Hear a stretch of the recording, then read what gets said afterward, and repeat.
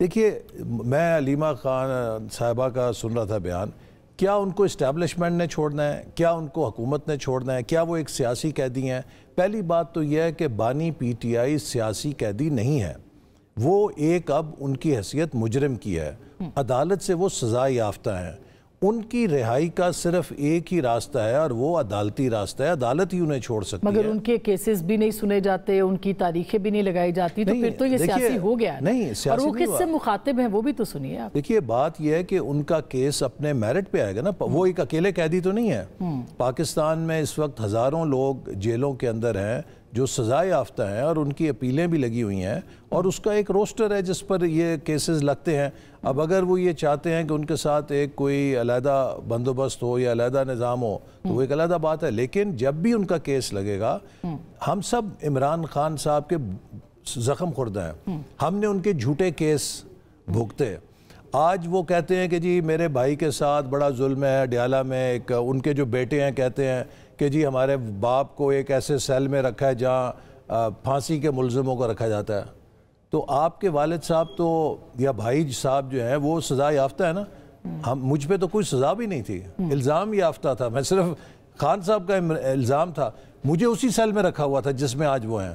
تو پہلے تو سیم سیل تھا جی جی جی جہاں خان صاحب مقیم ہیں، اور آپ کو کوئی یہ واٹر کولر وغیرہ جو کوئی سہولت نہ میں نہیں۔ تو پہلے تو آپ ہم سے معافی مانگے ہیں کہ آپ نے ہمارے ساتھ زیادتی کی، لیکن اگر آپ نے بغیر سزا کے ہمیں اس سیل میں رکھا اور وہ ٹھیک رکھا تو پھر آپ تو سزا یافتہ ہیں، آپ تو اس سے زیادہ پھر ٹھیک رکھے گئے ہیں جہاں پہ رکھے گئے ہیں۔ تو یہ ایک دو عملی ہے، اور دوسری بات یہ ہے کہ مگر وہ کیا کس کو کہہ رہی ہیں علیمہ خان صاحبہ؟ کیا وہ اسٹیبلشمنٹ، ظاہر ہے انہوں نے کہا ہے کہ جو نظر نہیں آتے وہ سامنے آئے اور بات کریں، کیا چھوڑنا ہے عمران خان صاحب کو؟ یعنی ایک طرح سے انہوں نے یہ کہہ دیا ہے کہ وہ تیار ہے کہ جو آپ کہتے ہیں وہ ماننے کے لیے تیار ہیں، تو اس سے آپ کیا گورنمنٹ تو ظاہر ہے وہ تو آپ سے بات ہی نہیں کریں گے، کیا اسٹیبلشمنٹ بات کرے گی اس پہ؟ دیکھیے اسٹیبلشمنٹ کئی دفعہ کہہ چکی ہے کہ ہم نے سیاست سے بالکل خود کو کنارہ کش کر لیا ہے، اور یہ جب بھی انہوں نے خط لکھے یا جو بھی بات ہوئی تو اس وقت فوج کے ترجمان نے کہا کہ وہ ہم حکومت کو بھیج دیں گے، ہمارا سیاسی معاملات سے کوئی لینا دینا نہیں۔ آرمی چیف نے کہا تھا، جی آرمی چیف نے کہا تھا۔ تو اس لیے اگر وہ سنجیدہ ہوں تو حکومت سے بات چیت کریں، حکومت نے ہمیشہ ان سے بات چیت کی ہے، لیکن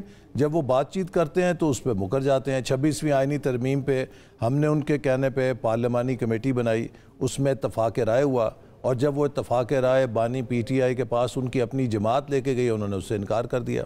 تو میرا خیال ہے کہ اس وقت بانی پی ٹی آئی کا سب سے بڑا مسئلہ یہ ہے کہ ہی ہیز لاسٹ ٹرسٹ، کوئی ان پہ اعتماد کرنے کے لیے تیار نہیں کہ وہ کس بات پہ پیرا دیں گے۔ لیکن اب تو وہ کہہ رہی ہیں نا گیو اینڈ ٹیک، یعنی کیا کچھ لو اور دو کی بنیاد کے اوپر، تو کیا وہ دے سکتے ہیں اور کیا آپ ان کو دے سکتے ہیں اس کے بعد؟ میں نے جیسے آپ سے کہا کہ کوئی یہ ان کا مکا والا کیس نہیں ہے، بڑا سیدھا سا کیس ہے۔ 190 ملین پاؤنڈ پاکستان کو لٹائے گئے برطانیہ کی طرف سے، بانی پی ٹی آئی نے وہ 190 ملین پاؤنڈ پاکستان کے سرکاری خزانے میں جمع کرانے کی بجائے اپنے پراپرٹی دوست جو ملک ریاض ہیں ان کے اکاؤنٹ جو سپریم کورٹ میں جرمانے کے لیے قائم کیا گیا تھا اس میں جمع کرا کے ان کو فائدہ پہنچایا، اور اب ان کے بعد وہ پیسہ ریکور ہوا اور قاضی فائز عیسیٰ صاحب نے کہا کہ یہ پیسہ چوری کا ہے جو اس اکاؤنٹ میں جمع کرایا گیا، اسے پھر اب موجودہ چیف جسٹس نے وفاقی حکومت کو واپس کیا ہے۔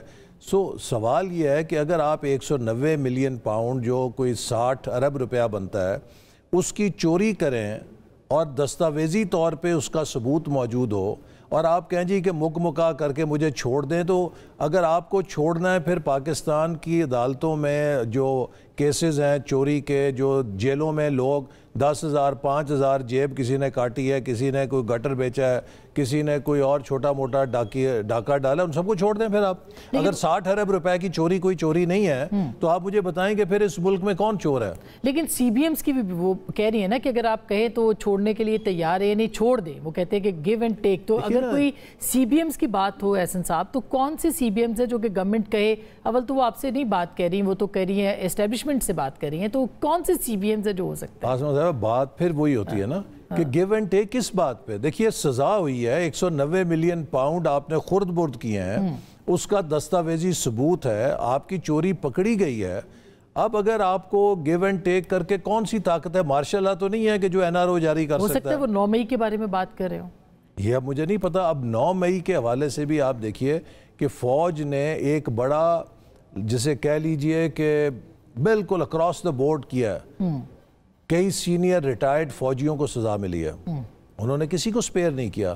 جو لوگ اس کام میں ملوث تھا, جو آپ جس ٹویٹ کی بات کر رہی ہیں, میں نے یہی کہا ہے نا کہ جی آپ دیکھیے کہ اگر اسلام آباد اور پاکستان پہ چڑھائی کی بات ہوتی ہے, کون کرتا ہے؟ بھارت اور پی ٹی آئی.